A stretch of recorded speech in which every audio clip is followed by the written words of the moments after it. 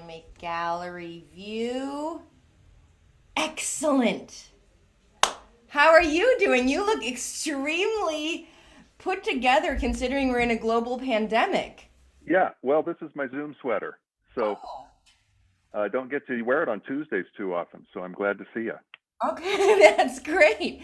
Actually, I was thinking, um, I met you. I think that was one of my last final concerts before the pandemic. Was that about your last concert in Newport before the pandemic hit when we did Mendelssohn? Probably was. I remember meeting you before that, but Where was that though? I was trying to remember because I felt like I well, knew you, but I don't know how. we had you come over and play Danse Macabre by Saint-Saëns Yes, yes. 2-3 years before the concert you're talking about. Right, I So remember that. yeah, That was fun. So, this is just something called Inside Chat, and I talk to people in the Inside Music Academy family. So sometimes I talk to a kindergarten student, sometimes I talk to a parent, or today talking to you, Adam, faculty member, and it really can be on any topic. And but I thought I might start with just throwing out like what is conducting? It seems like a kind of a mysterious thing for all of us who don't know how to do it. It kind of like appears in people's lives when they're like in their 20s. It doesn't exist before then. What is it? What is its function? And can you tell us? well, that's a boy. It's a big question, but it's a good question, and I love the word that we have in English, conducting, as opposed to words in other languages for the conductor are different and they don't translate the same. So obviously it is mysterious because we're the musicians who don't make any sound, Yes. which is kind of weird, right? But um, I think the essence of it is that we are supposed to be the unifiers of lots of different capable musicians um, who impose one vision upon a work of art that could support any number of different visions or different interpretations and so forth. And we channel the essence of what we come to think of as um, the composer's vision for this work of art. We channel that through gestures and presence into ways that musicians can understand, Mhm. play, and make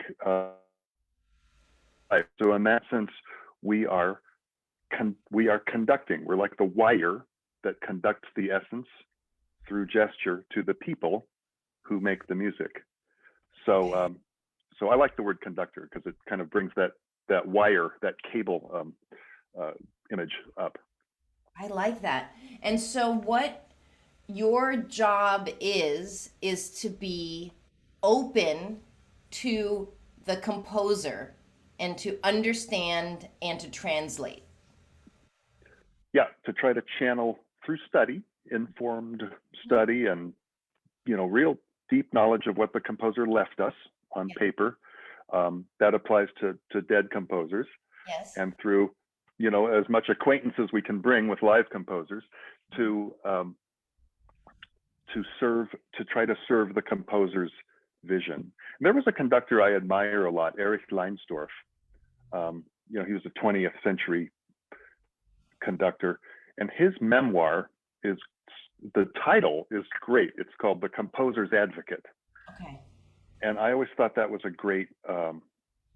just a great succinct way of defining what the conductor really. I mean, any musician, any serious classical musician should be a composer's advocate, Yes. counsel for the defense, you might say, but that's certainly what the conductor has to be.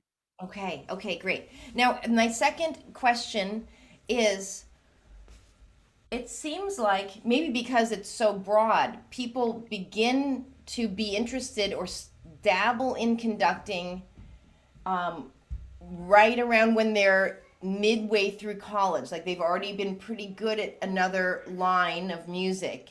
And my question is I was talking to Jason about this morning. I was like, what, like, I wish I had had a conducting class when I was in sixth grade or fifth grade or as a freshman in high school. I wish I had known about it because by the time it even occurred to me, I felt like I was already stuck in my particular passion.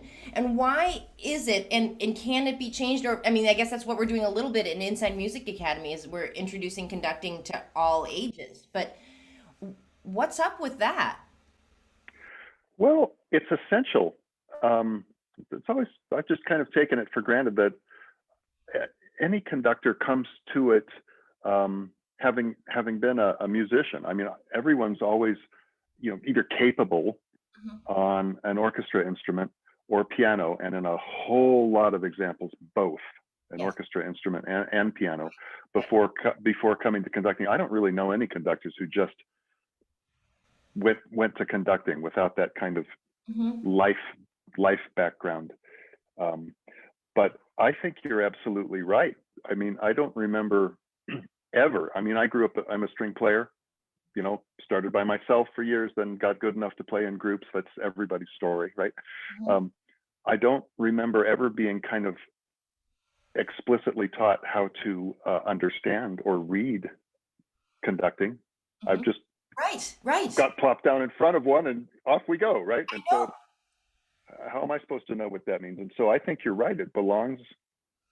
Um, it belongs as part of somebody's general education to understand, like, what in the world is that person doing up there with all those gestures. And so the thing about it is that there is a technique to conducting. I mean, of sort of how to indicate the time, Mhm. um, and that's the simple part.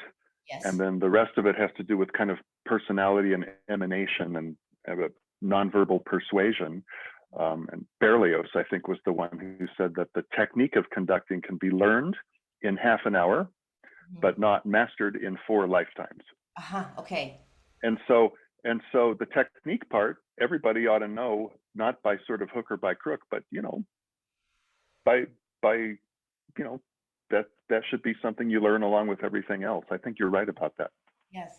And I what I loved last year at Inside Music Academy is seeing you every week with the groups of sometimes very small people and sometimes the high school college age and just seeing those students kind of connecting with music without their instrument. And I thought that was just lovely. And some of them have gone on and expanded and been dabbling with that during the year, whether it's just with their youth orchestra just having a chance, on Zoom. Oh, good.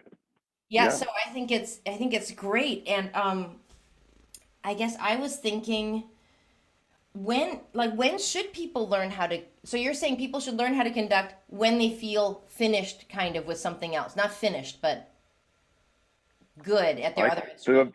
the, why not learn anytime, really?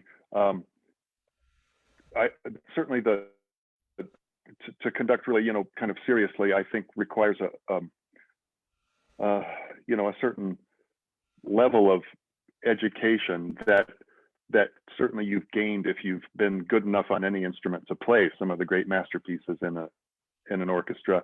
Pianists have a great leg up because they are controlling a whole multi-voice piece of music. Organists, my goodness, they really have it, you know, uh, because those of us like you and like me who came up as single line Right. musicians learn the polyphony secondarily, right?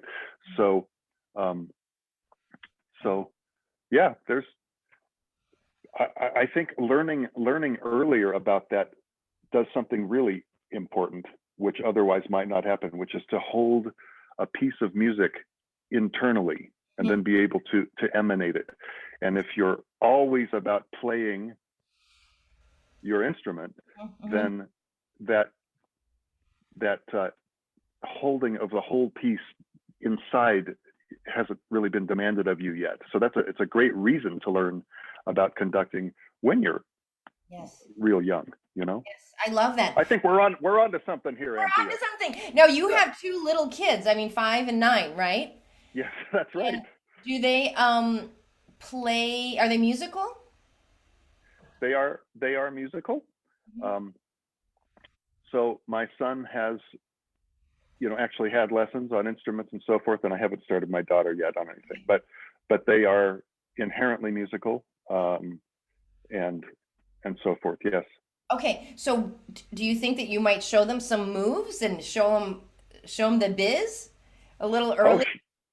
yeah. I mean, they've always, pre-pandemic enjoyed performances and conducting the stereo and Yeah, stuff like that. oh, that's Yeah. great. That's great. Well, Adam, this has been a fascinating inside chat, and I'm very impressed with your sweater and your whole look. And I think I could fix my area up. I was just tidying this before I started. I was going to say that looks a lot tidier than my shelves. Really, but you have wood. You have wood and Oh, well, okay. a plant. I'm, yeah, this is the living room. My music shelves downstairs. Okay. In my defense, I have a lot of large things that don't really fit on the shelves, but they look kind of dangerous. Okay, I feel better now. Okay, thank Yeah. you. All right, so Adam, we'll see you, I hope, in person soon. And if not, we'll see you this summer on Zoom. And thanks so much for waking up early and chatting with us. Well, you're welcome. It's great to see you. You too. Okay, take care, Adam. Take care. Okay, bye.